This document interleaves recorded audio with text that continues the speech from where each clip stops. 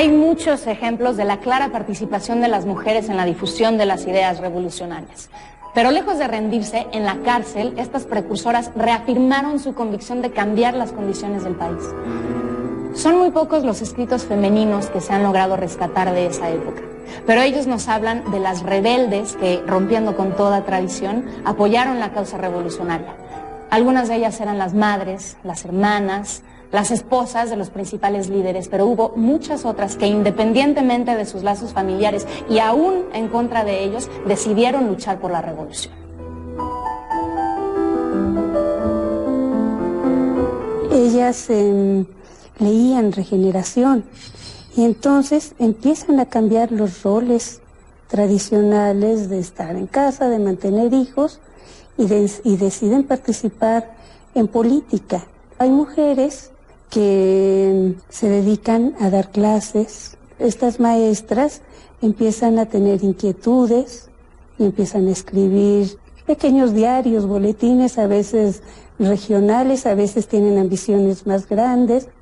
Uno de los personajes importantes de esta época del Porfiriato es Belén Gutiérrez. Juana Belén tiene todo, ¿no? O sea, es revolucionaria, es maderista, es feminista, tiene una vida personal de lo más complicada. Ella en un momento determinado queda viuda con 2 hijitos y ella lo que hace es usar su palabra de periodista para dar la batalla. Funda Vesper, funda varias de las revistas, que va casi corriéndolas mientras se las van cerrando clandestinamente, ¿no? Tiene su imprenta.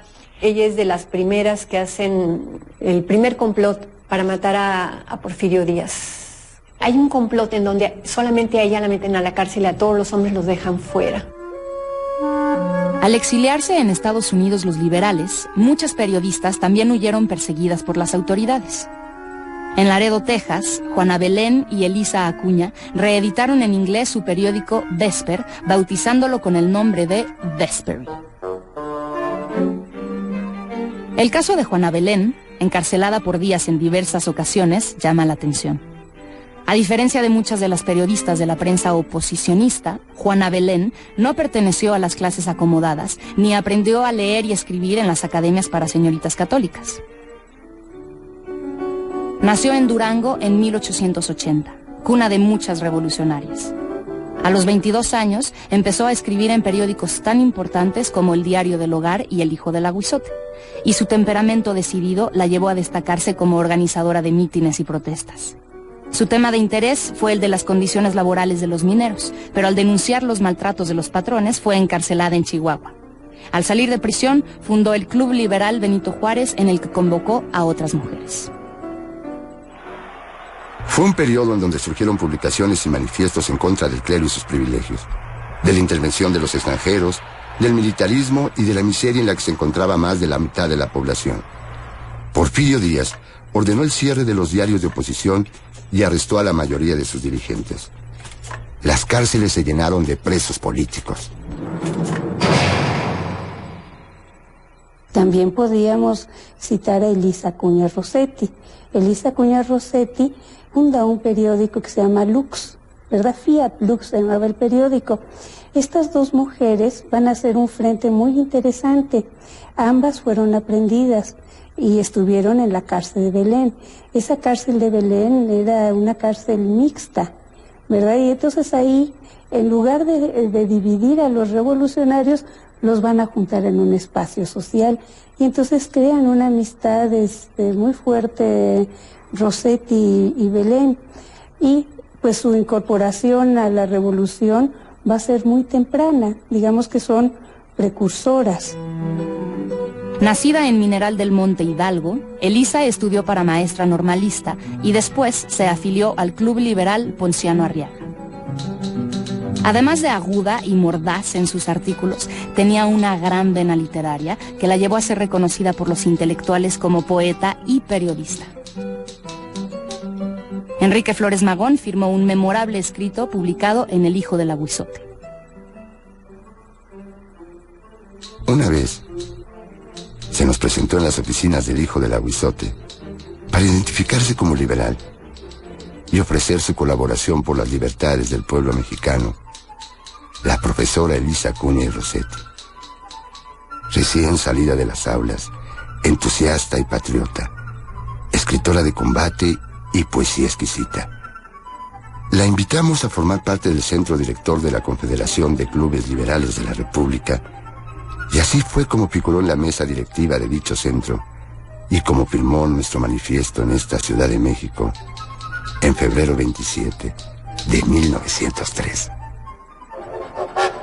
Mucho debe de haber impactado a los miembros de la Confederación de Clubes Ponciano Arriaga, su trabajo y su personalidad, ya que no acostumbraban a elogiar de esa manera el talento femenino y mucho menos invitar a sus colegas mujeres a participar como integrantes de la mesa directiva.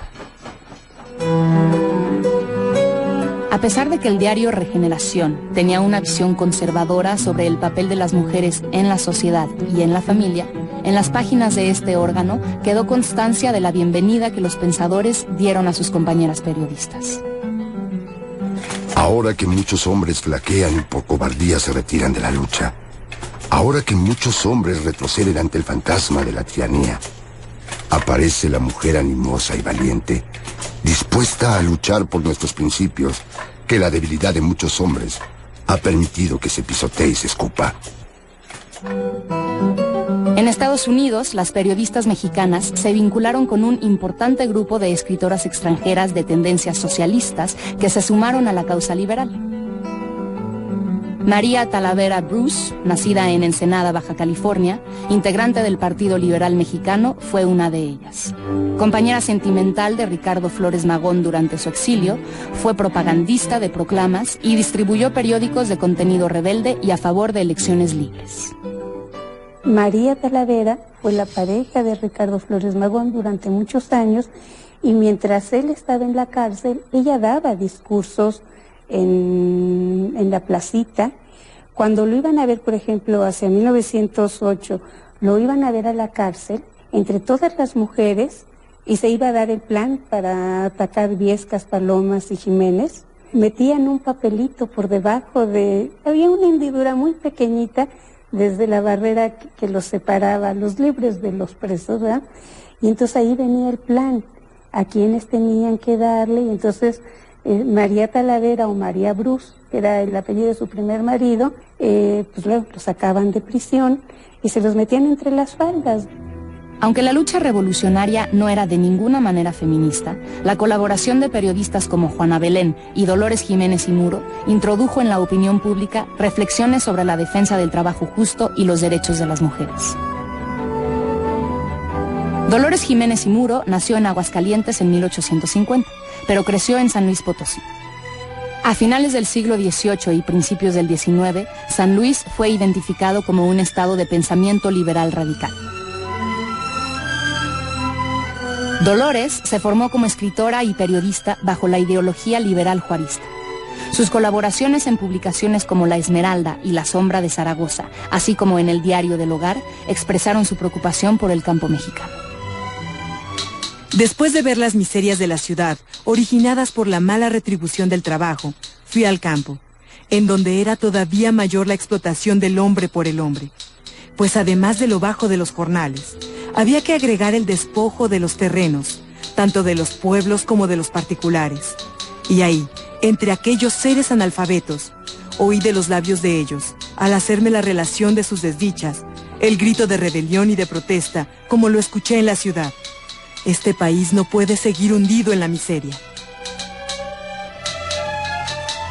Dolores fue directora de la revista Potosina, en donde difundió ideas socialistas anárquicas y liberales para después unirse al Grupo Socialismo Mexicano. Fundó el club antireeleccionista Hijas de Cuauhtémoc, que enarbolando la causa maderista se convirtió en una de las organizaciones más combativas contra el porfiriato.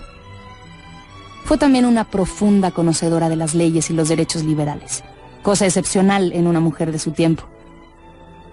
Esto se reflejó en el plan político y social de Tacubaya, en el que se desconoció a Díaz y se hicieron numerosos reclamos. Entre ellos, la devolución de tierras al campesinado, aumento salarial para ambos sexos, jornadas de 8 horas y libertad de prensa. En medio de la efervescencia política, dos hechos alentaron el surgimiento de los partidos de oposición al gobierno de Díaz. la publicación de la entrevista a Díaz Krillman en 1908 y la aparición del libro La sucesión presidencial de Francisco I. Madero en 1909. El fin de la dictadura de Porfirio Díaz estaba cerca. Una de las cosas que él señala es que no desea ya continuar en el poder y que él vería con buenos ojos la formación de nuevos partidos políticos.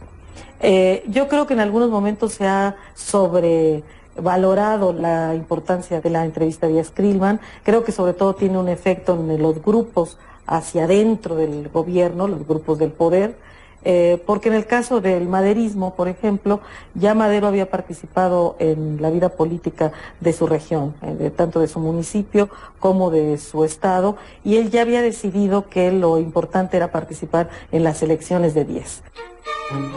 Después del encuentro Díaz-Krillman, que fue censurado en casi todos los periódicos, un grupo de mujeres poblanas, conocidas por su labor antirreeleccionista, se dedicó a copiar la entrevista y distribuirla entre los clubes femeninos. Estas decididas agitadoras fueron encabezadas por Carmen Cerdán Alatriste.